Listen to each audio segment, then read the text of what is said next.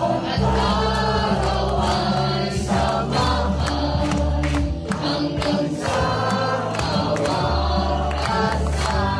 1, 2, 3! Happy birthday! Alright, perfect sa taon.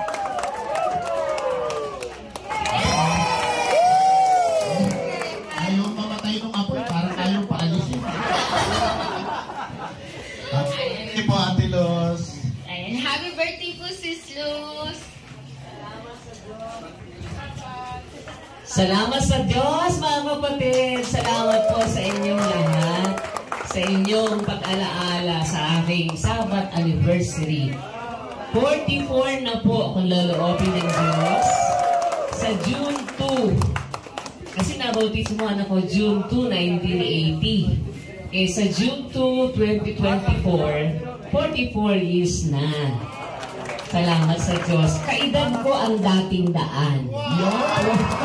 44 years na rin po. 44 years na, 44 anniversary na ng dating daan. Kasi 1980 din, nag-umpisa ang palatuntunan ang dating daan. Kaedad ko yun. Salamat sa Diyos mga kapatid, sa inyong lahat, sa inyong pag-alaala. Kaya lang, tigit-tigis ang kagat lang.